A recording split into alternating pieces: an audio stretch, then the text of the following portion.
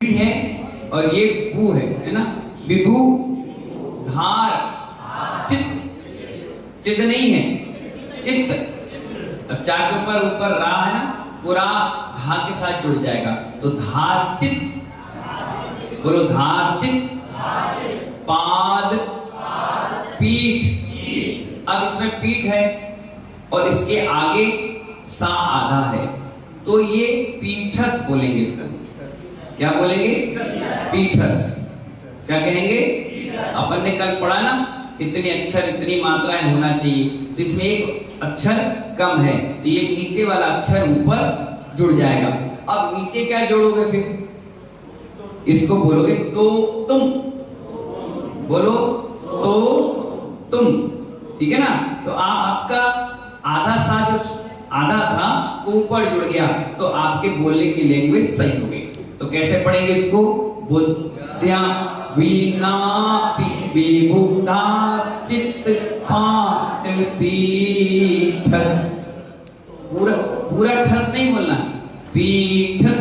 मुंह बंद करें और हल्का सा आ गया। ना सीटी बजाना है ना चिल्लाना है। चिल्लाए तो पूरा हो जाएगा, सीटी बजाए तो शक्कर का हो जाएगा। पीठस ठस बोल दिए, उसमें आ गया। फिर नीचे पढ़ेंगे तो तुम। समुद्र मतिर। अब मतिर में रा जुड़ गया, क्यों?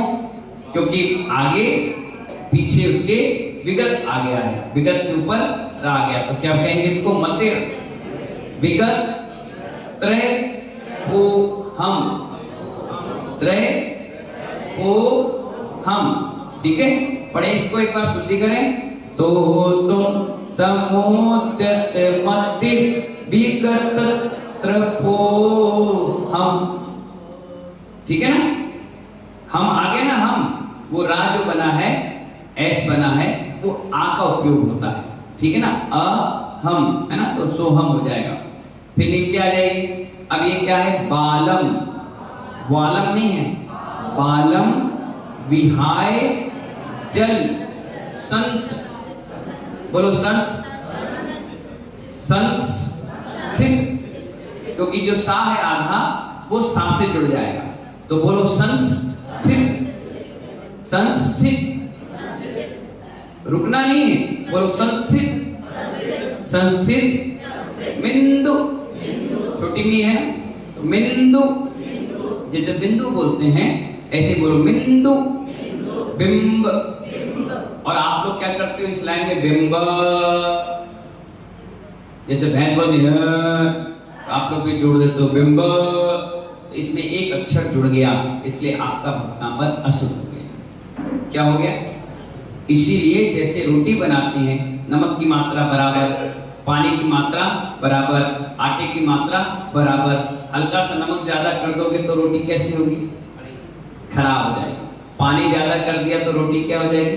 बेकार। ज्यादा सेक दिया तो खराब, कम सेक दिया तो खराब। ऐसे मंत्र विज्ञान है, जो जितना कहा है उतना ही करना है, ना आगे बढ़ना है ना पीछे ए पे चे चूचा नहीं जोड़ना। ये आपकी भाषा में चल सकता है लेकिन यहाँ नहीं चलेगा। तो इसको क्या बोले? बिंदु बिंब। बिंब। बिंबा नहीं बोलना, आ नहीं जोड़ना, ना मात्रा जोड़ना। बिंब, ठीक है ना। मैं पढ़ूं। बालम विहाय जल संस्थित बिंदु बिंब। बोलो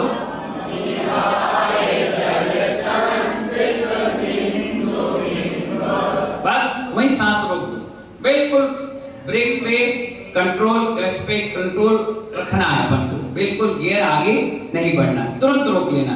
तभी तो कहा गया इसको पढ़ने के साथ साथ ध्यान भी लगाना चाहिए। तुरंत गलत तो नहीं पढ़ रहे, कोई गड़बड़ तो नहीं हो रही, ठीक है ना। अब आ जाइए चौथी लाइन पे। मन यह। मन यह बोलो। अगर मन यह बोल दिया तो नाम पूरा हो जाएगा, तो अपन को क्या बोलना है?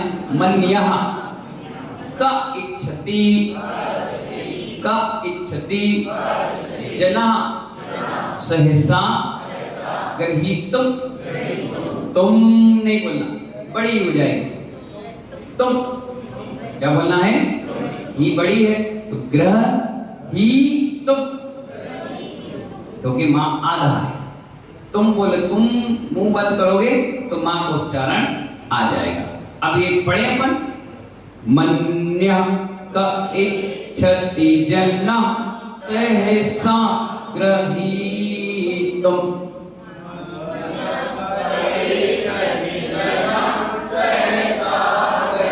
अब इस पूरे 4 लाइन में कोई आपको प्रॉब्लम दिख रही है तो बताइए, बताइए माता जी।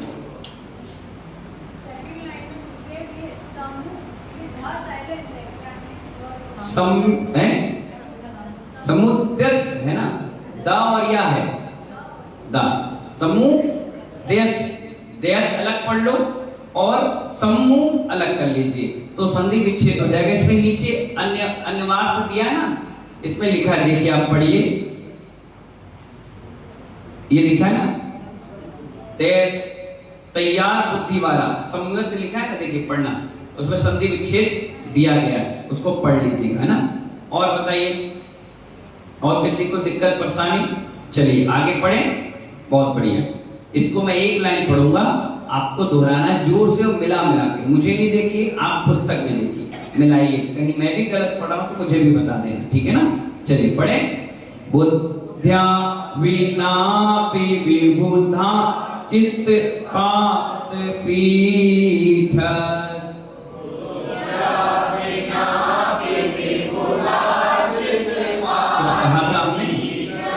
नींद में हो।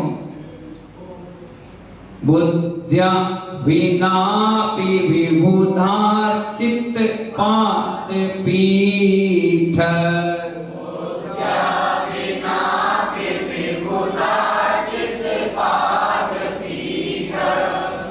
तो तुम समोद्यत मतिर विगत त्रपोहम।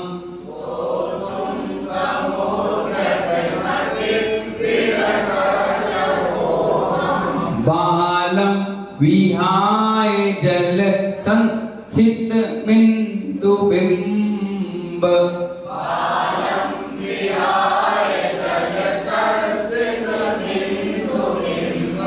मन्यः क इच्छति जना सहसा गृहीतुम्।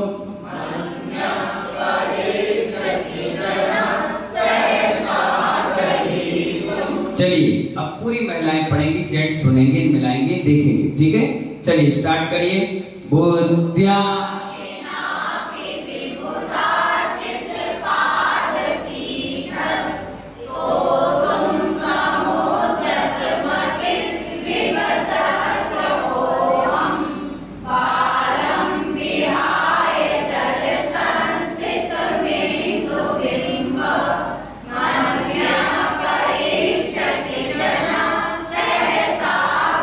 बहुत बढ़िया, बहुत सुंदर। चलिए सारे जेंट्स पढ़ेंगे एक साथ। बुद्ध्या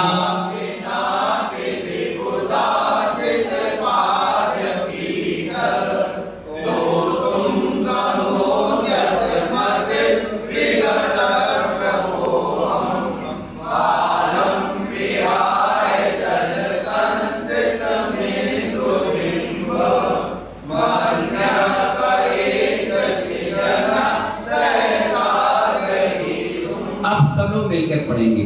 बुद्ध्या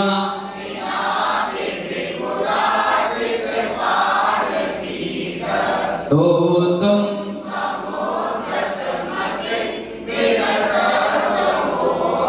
बालम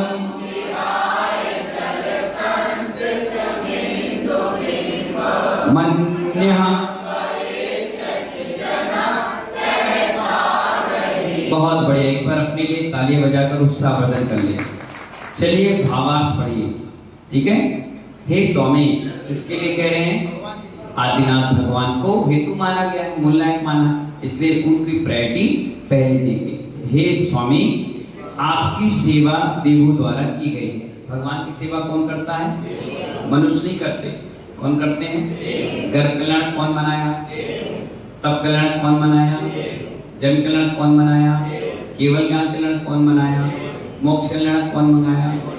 महानुभाव से मुनि अवस्था में हम आहार दे पाते हैं, बाकी सारी व्यवस्थाएं देवताओं के द्वारा। इसीलिए इसमें लिखा आपकी सेवा देवों द्वारा की गई है, अतः हम भी मंद बुद्धि होते हुए भी आपकी भक्ति करते हैं।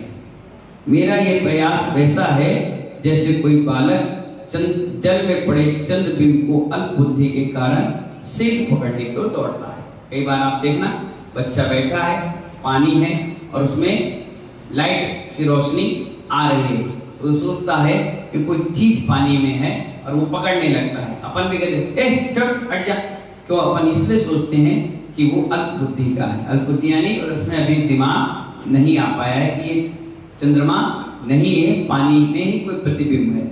तो इसी प्रकार से यहाँ आचार्य भगवान अपने आप को अल्प बुद्धि का बता रहे हैं और भगवान को बुद्धिमान बता रहे हैं कि हे भगवान, हम अल्पज्ञ हैं, अज्ञानी हैं और हम सबको कुछ नहीं आता, फिर भी कोशिश कर रहे हैं आपकी भक्ति और आराधना करने की। इसके बाद इसका अर्घावली है मंत्र का, पढ़िए मेरे साथ। ओम ह्रीं अर्हं नमो परमोहि चिणाणं रिद्धि सहित श्री आदिनाथ जिनेन्द्राय अर्घं निर्वपामीति स्वाहा। इंग्लिश में है, पढ़ लीजिएगा। 69 नंबर में ये आपका यंत्र दिया है, 34 नंबर का। पढ़ना, देखना, समझ लेना, ठीक है। रिद्धि मंत्र, सिद्धि मंत्र पढ़िए, रिद्धि मंत्र पढ़िए। ओम ह्रीं अर्हं नमो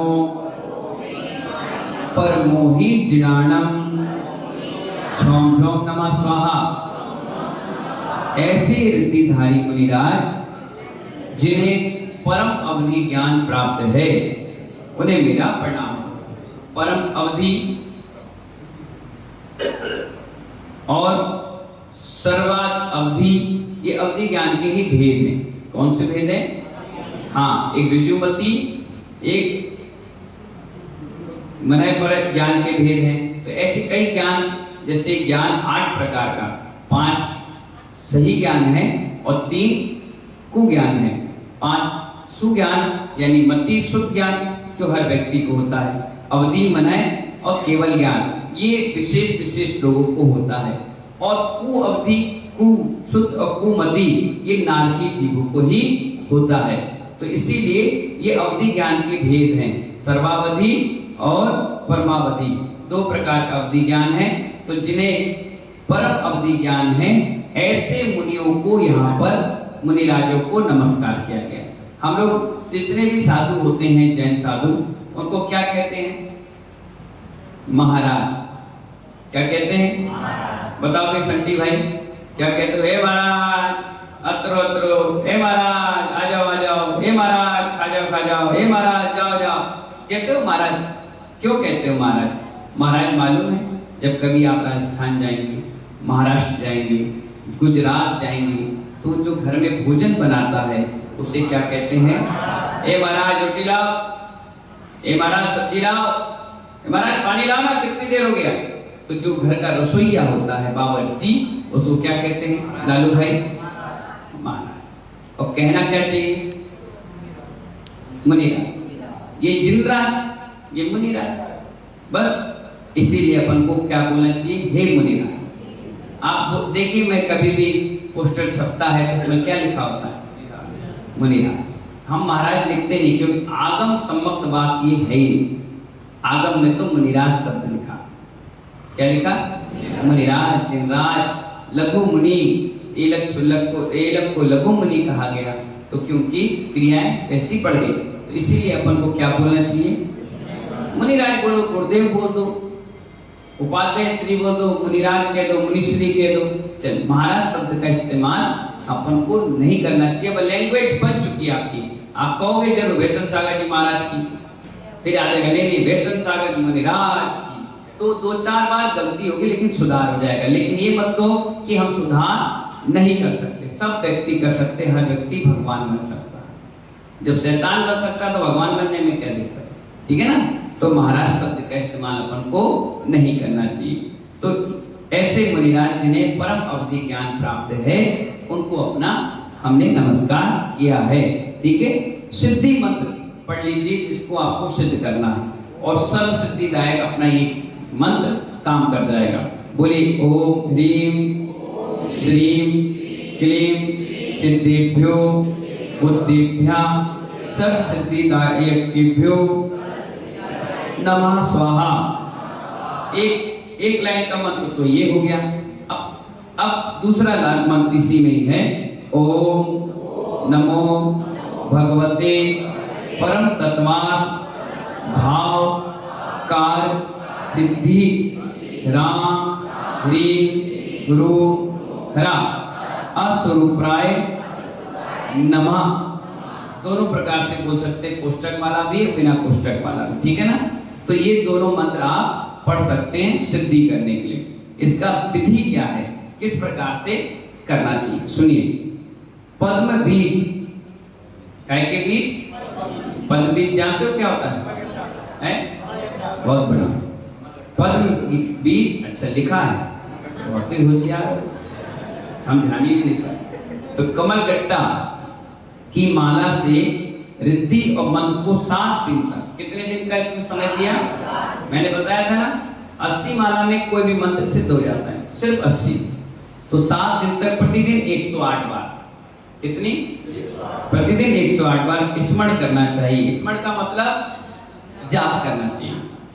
होम के लिए सुगंधित दशांत धूप हो और चढ़ाने के लिए खिले हुए गुलाब हो। तो इस प्रकार से ये आपकी सिद्धि को प्राप्त कर देता है, ठीक है। गुण क्या है सुनिए।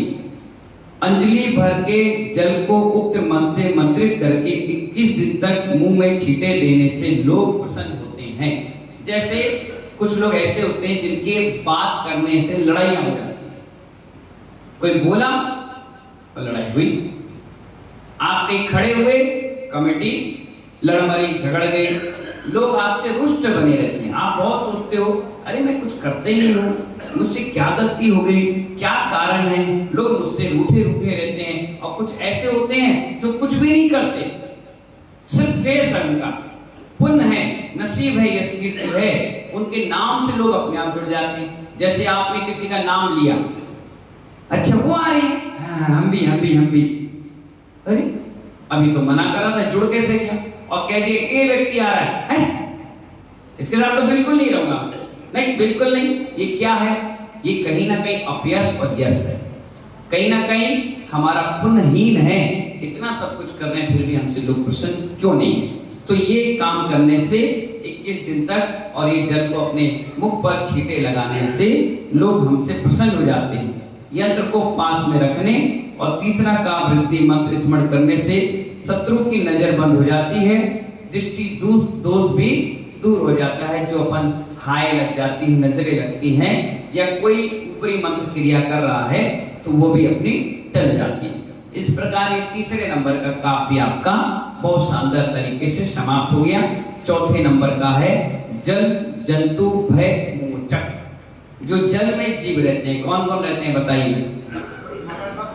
मगर, सांप, मेंढक, मछली, केकड़ा, बिच्छू और ऑक्टोपस, जितने भी जल जंतु हैं जो जल में ही निवास करते हैं, उनसे अगर आप कभी, क्योंकि बहुत पुराना लिखा गया है, जहाज में व्यक्ति जाता था, नाव में सवार करता था, अब तो एरोप्लेन में जाता है, ट्रेन से चला जाता है। पहले नदी बाढ़ सब आती थी तो पार करते थे, तो वहां पर कहीं भय आपको हो जाए, वो चीज आपके सामने आए, सांप आ गया समझो, क्या आ गया? सांप आ गया, तो अब क्या करोगे? आप उसको मारोगे, चिल्लाओगे, कोई दिक्कत नहीं। आप तो चौथे नंबर का काम पढ़ना चालू कर दो, पढ़ते पढ़ते वो ऑटोमेटिक भाग जाएगा। क्या हो जाएगा? एक बहुत बड़ा उपयोग बताएं कि नहीं बता? नहीं तो एक बार हमने बताया तो महिला ने अपने पति के ऊपर करने लगे। हमने कहा क्यों? बोले जैसे सांप देखता है ऐसे हमें देखते हैं। हमें तुम बहुत सिटानी, तो तुम्हें नहीं देखा तो किसे देखेंगे? तो जब कभी आप बाजार से जा रहे हो, अकेले हो, या बीच में सांड आ जाए, गाय आ जाए, बैल आ जाए, शेर आ जाए, कुत्ता, बिल्ली, घोड़ा, हाथी, कोई भी आ जाए और अचानक से वो पागल हो जाए, अनकॉन्शियस हो जाए और एकदम से वो क्या आ जाए, आप पे झपट जाए एकदम से, या आप गुर्राने लग जाए, या किसी प्रकार से आपको दिक्कत परेशानी आ जाए, तो हमारे गुरुदेव ने हमें एक बहुत अच्छी चीज बताई थी।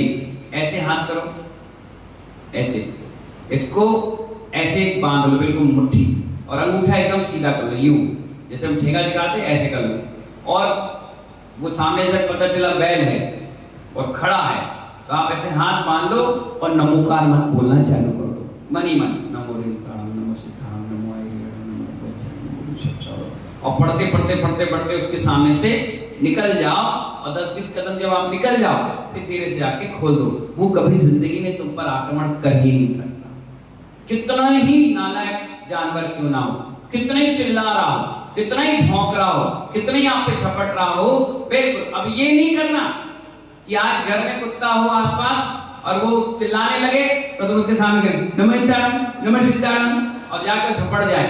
जानबूझ के नहीं करना है, ये बचाव के लिए बताया कि वायदा में कभी ऐसे हो जाओ अकेले, कई बार घटती है ना, अकेले में जा रही 4-5 कुत्ते झपट गए, बच्चा है झपट गया, तो नहीं, ये सबसे अच्छा प्रयोग, कोई मंत्र क्रिया नहीं करना, इसको मुट्ठा बांधो, अंगूठा करो, नमः।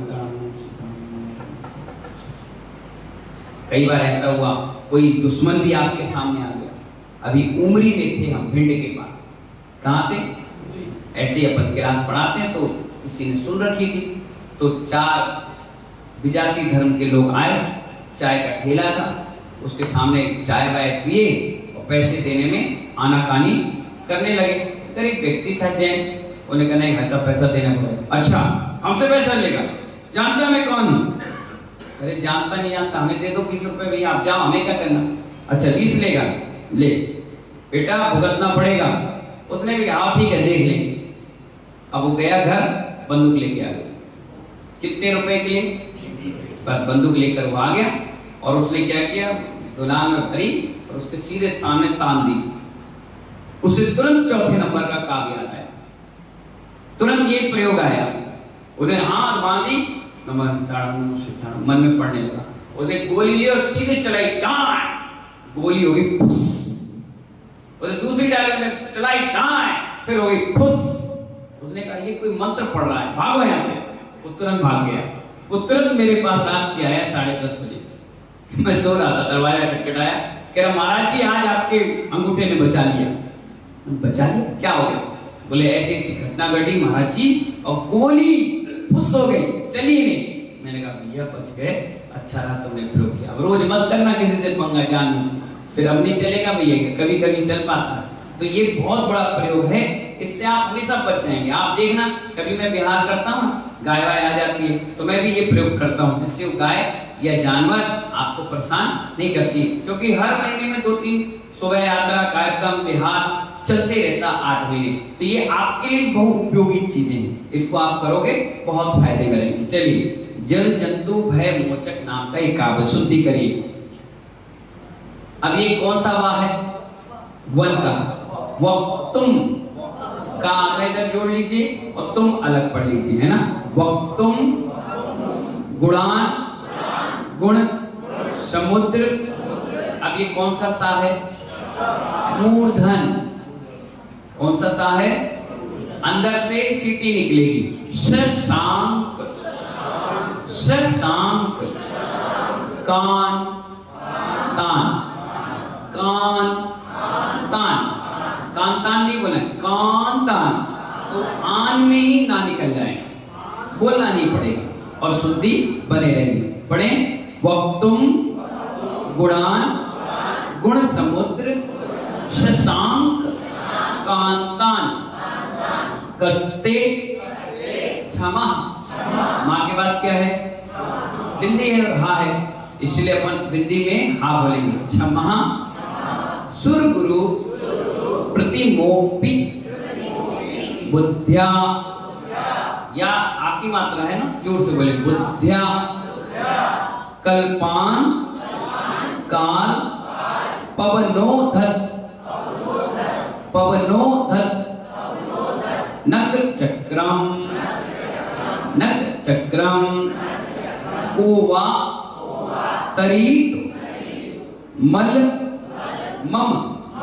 मल मम ध्यान रखना, मल मल नहीं बोल देना ना, मम मम बोलना।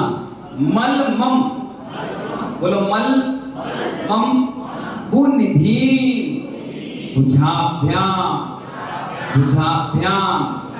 शुद्धि हो गई, कोई दिक्कत परेशानी तो नहीं। अब मैं एक लाइन पढ़ रहा हूं, दूसरी लाइन, उसी लाइन को आपको रिपीट करना, ठीक है। वक्तुम गुण नहीं, इसको अपन लय में पढ़ते हैं, ठीक है। चलिए, वक्तुम गुणान गुण समुद्र सांग कांता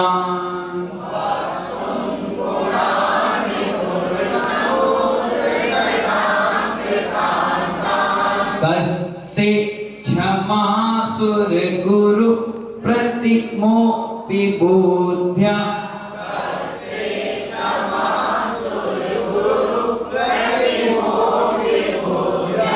कल्पांत काल पवनो धत नक्र चक्रम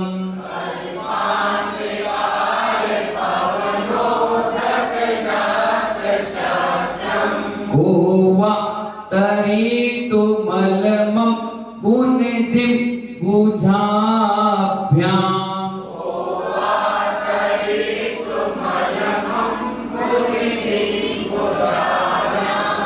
बहुत बढ़िया आपने पढ़ा। अब सारे जेंट्स इस लाइन को दोहराएंगे, ठीक है ना। मैं शुरुआत कर रहा हूं, आपको जोर से पढ़ना है। वह तुम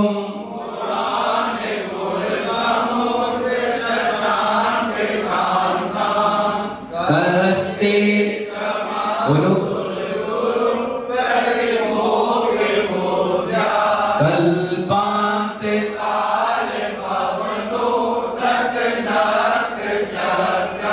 गोवा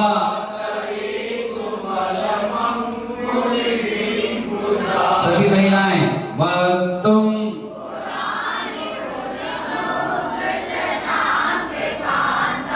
कस्ते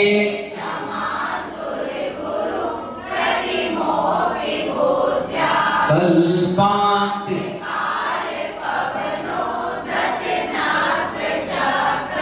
गोवा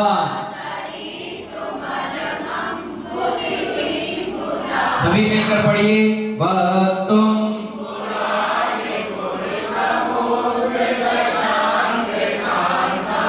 कस्ते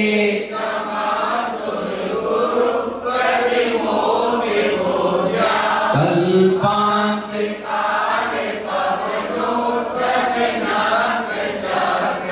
गोवा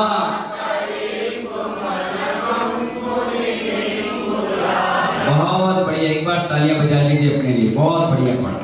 अब कोई दिक्कत परेशानी नहीं आ रही। एक बात बताइए, इससे पहले आप हफ्ताभर स्तोत्र पढ़ते थे, कितनी गलती करते थे।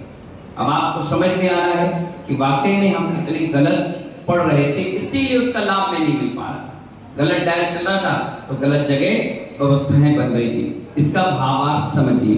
हे गुण सागर किसको कह रहे हैं? आप लोग कहते हो ना भगवान से क्या बोलना चाहिए, तो इसके जो संबोधन वाक्य हैं उसको जब सुनोगे तो आपको भी बोलना आ जाएगा। हे गुण सागर, हे जिनेश, हे मेरे प्यारे प्यारे भगवान वीतराग सर्वहितोपदेशी। कितने सारी बातें आप यहाँ इस भक्तांबर के माध्यम से सीख जाएंगे, ठीक है ना। आप किसको कहते हैं? भगवान। जिन भगवान को हे गुण सागर भगवान, ठीक है ना। चंद्र कांति सम उज्जवल, आपके गुणों को कहने में बृहस्पति के समान कौन समर्थ है? एक बृहस्पति है, वही भगवान के गुणगान, क्योंकि उसको बुद्धि उसकी बहुत चतुर होती है। तो मैं बहुत तुच्छ बुद्धि का धारक हूं, वैसे ही प्रलय काल में उद्वत पवन के साथ मगरमच्छ समुद्र से युक्त सागर को अपने हाथों से पार करने में कौन समर्थ है? अर्थात कोई नहीं। जैसे कोई व्यक्ति समुद्र में गिर गया, या नाव पलट गई, या तूफान में फंस गया, और वो बहुत सारे समुद्र में मगरमच्छ हैं। जल जंतु के लिए विशेषकर कौन सा जानवर खतरनाक होता है? मगरमच्छ। वो इंसान को फाड़ देता है। बाकी तो सब जहरीले होते हैं, छोटे होते हैं, लेकिन मगरमच्छ कैसा होता है? इंसान को पूरा निगल जाता है। तो मगरमच्छ से बीच में फंसा हुआ व्यक्ति है, और वो इस काव्य को पढ़कर समुद्र से पार हो रहा है, और उसे जंतुओं से डर भी नहीं लग रहा, और जंतु उस पर हावी भी नहीं हो रहे। इसीलिए वो क्या कर रहा है, भगवान की स्तुति कर रहा है कि मैं अल्प बुद्धि का हूं और इतने सारे कर्मों के बीच में मैं भक्ति करने में समर्थ नहीं, फिर भी कर रहा हूं। ये अपनी अल्प बुद्धि को दिखाया गया। ठीक है, इसका मंत्र पढ़िए। ओम ह्रीम अरहम नमो सब्बोहि चिनाणम रिद्धि सहित श्री आदिनाथ जिनेन्द्राय अर्घम निर्वपामीति स्वाहा। इसका 71 नंबर में यंत्र देख लीजिएगा और मंत्र पढ़िए। इसका वृद्धि मंत्र पढ़िए। ओम ह्रीम अरहम नमो सब्बोहि जिनाणम झोम झोम नमः स्वाहा। ऐसे रिद्धिधारी मुनिराज जो सर्वावधि ज्ञान के धारी हैं, उन्हें मेरा प्रणाम हो। 3 कम 9 करोड़ मुनिराज होते हैं। कितने? ये ना घटते हैं और ना बढ़ते हैं। अगर एक आ गया तो दूसरे की समाधि हो जाएगी, दूसरे की समाधि हुई तो दूसरा तुरंत आ जाएगा। ये संख्या कभी कम नहीं होती और ये 14 गुण स्थान तक रहती है। कितने? मैं आपको एक दिन बताऊंगा किस गुण स्थान में कितने हैं, समझ में? और वो परमानेंट रहते हैं, कम नहीं होते। ठीक है ना? तो इसकी सिद्धि मंत्र पढ़िए। अगर सिद्धि करना हो जल जंतु भय मोसक नापक का मंत्र तो आप पढ़ लीजिएगा, है ना? ओम ह्रीम श्रीम क्लीम जल यात्रा जल देवताभ्यो नमः स्वाहा। जल के भी देवता होते हैं। क्या कहा मैंने? एक बहुत बड़े उदाहरण दे, सुनोगे? सुनो। श्री कृष्ण नारायण नाम सुना कि नहीं सुना? बहुत बढ़िया, इसलिए पूछ लेते हैं, कई बार आप भुलक्कड़ हो ना। हाँ, तो श्री कृष्ण नारायण को द्वारिका नगरी बसाना था, तो उन्होंने क्या किया मालूम? एक समुद्र के आगे पहुंचे, 3 दिन का निराजल उपवास किया, डाक के आसन पर बैठे और मंत्र की सिद्धि करी। जब वहां का देवता प्रकट हुआ, आगम पंडित ग्रंथ है, मैं अपने मन से नहीं कह रहा, तो जब देवता प्रकट हुआ तो उनसे पूछा, हे श्री कृष्ण नारायण, आपने मुझे क्यों बुलाया? उन्होंने कहा, मुझे इस समुद्र से जगह चाहिए, सुरक्षित और व्यवस्थित, और यहाँ पर मुझे द्वारिका की रचना करना है। तो उस देवता ने कहा कि आपने मुझे याद किया है, इसलिए मैं आपका काम सिद्ध करता हूँ। उन्होंने समुद्र को फाड़ा और अंदर एक द्वारिका की रचना कर दी।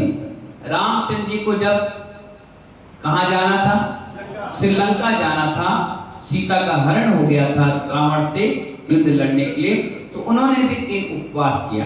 भरत चक्रवर्ती को जब विजय यात्रा पर निकलना था तो 9 दिन की उसने भी उपवास और साधना करी थी।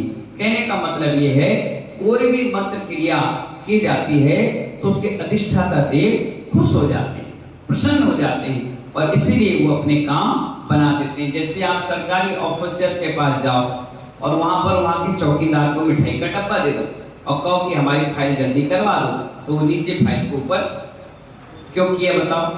क्योंकि आपने उसको खुश कर दिया, वो खुश होते ही आपके काम बना दिया।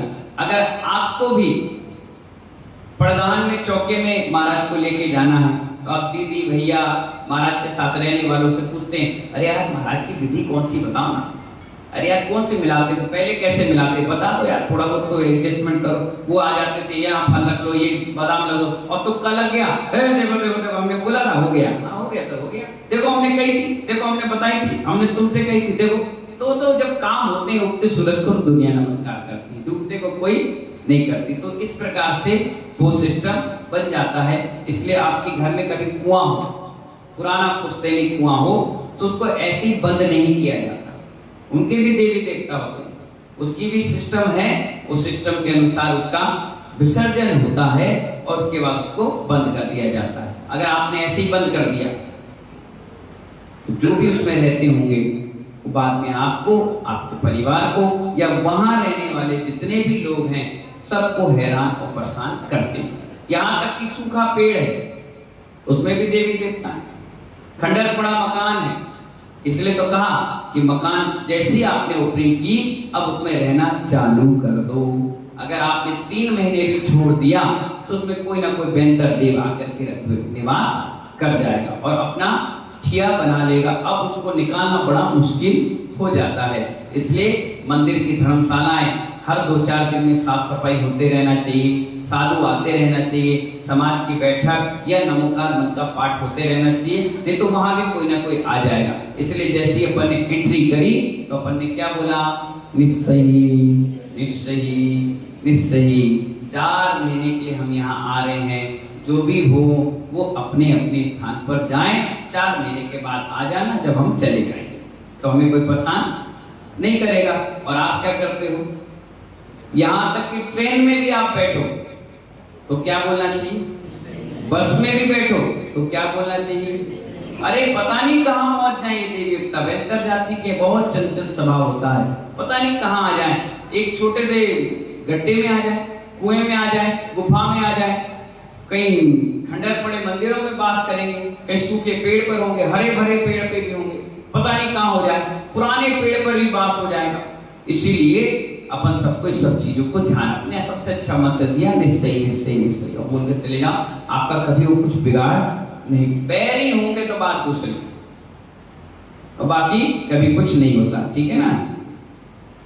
तो ये जल देवता नमः स्वाहा पढ़ लिया। अब इसका गुण समझ, विधि समझिए। स्नान करके स्वच्छ सफेद वस्त्र पहनकर यंत्र स्थापित करें। यंत्र की पूजा के पश्चात स्फटिक मणि की माला द्वारा 7 दिन तक प्रतिदिन 1000 बार रिद्धि तथा मंत्र का जाप जपते हुए रोज 108 सफेद फूल चढ़ाना चाहिए। दिन में 1 बार भोजन और रात्रि में पृथ्वी पर शयन, यानी पृथ्वी पर यानी लकड़ी के पाटे पर। गद्दे का इस्तेमाल नहीं, चटाई का इस्तेमाल नहीं, कपड़े का इस्तेमाल ना करें। साधु जीवन जीता है इस प्रकार से ब्रह्मचर्य पूर्वक रहना चाहिए। ये इसकी विधि है, ठीक है ना। गुण क्या है, यंत्र को पास में रखकर चौथा काब रिद्धि तथा मंत्र द्वारा 21 कंकरी, गिट्टी होती है छोटी छोटी गोल गोल सी, 21 कंकरी को लेकर प्रत्येक कंकरी में 7 बार मंत्र कर जल में डालने से मछलियां जल जंतु जाल में नहीं फंसते हैं। मंत्र आराधक जल में नहीं डूबता है, तेज बहाव वाले पानी से भी बच निकलता है। यानी किसी भी प्रकार के जल में आप विपदा में या विघ्न बाधा में फंस गए हैं तो हर प्रकार में ये मंत्र, ये काव्य और ये विधि कार्यकारी होती है। इसकी कहानी भी दी गई है, पेज नंबर निकाल लीजिए, 160 नंबर। 1 नंबर 2 नंबर के काव्य थे जंगल में मंगल। पढ़ लेना, पढ़कर मुझे बताना कैसी लगी। और आज काव्य है जान बची तो लाखों पाए। 3 और 4 नंबर के काव्य की कहानी इसमें पेज नंबर 161 नंबर पर दी है, आप पढ़ लीजिएगा।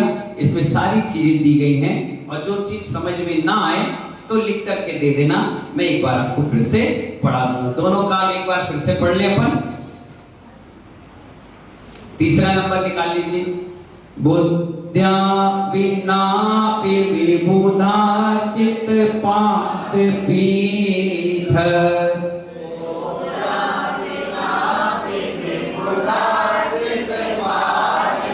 आगे पढ़िए, तो तुम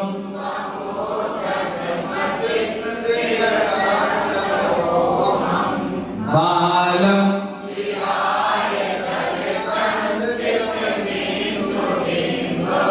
मन्यः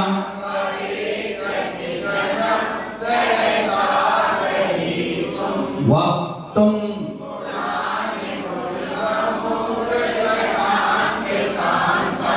कस्ते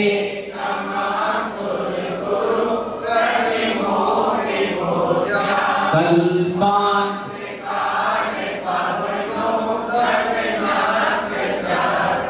कोवा।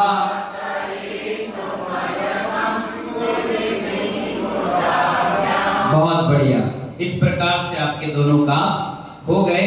कौन ऐसा व्यक्ति है जो पहला काम पढ़ेगा, देख के पढ़ लीजिए, कोई दिक्कत नहीं। जब आपको याद हो जाएगा तब अपन बिना देखे पढ़ेंगे। पढ़िए भैया, लालू भैया के पास माइक दो भैया, दीजिए। लालू भैया पढ़ेंगे और हमारे सोशल मीडिया उसको कवर करेंगे। जूम करके करो बेटा। भक्तामर प्रणति मौलिमयि प्रभा। फिर से मणि प्रभा। फिर से पूरी लाइन फिर से पढ़िए। भक्तामर प्रणति मौलिमयि प्रभा। मुद्योतकं दलित पाप तमोवितानं सम्यक् प्रणम्य जिनपाद युगं युगादा। वालं वनं भवजले पतितां जना। बहुत बढ़िया, बहुत बढ़िया, ताली बजाइए। जेंट्स में और दूसरे नंबर का कौन पढ़ेगा भाई? पढ़ो, कोई पढ़ो, आप पढ़ो। अशोक भैया को दो, खड़े हो जाओ अशोक भैया जल्दी पढ़िए। हाँ, यह संसुत सकल वाण्मे तत्वबोधा। ददबूद दर्द नहीं, दूध। दूध बूद बोधि पुटुगी पटुगी नाते। इसको तेर जगत कह चले उधारे।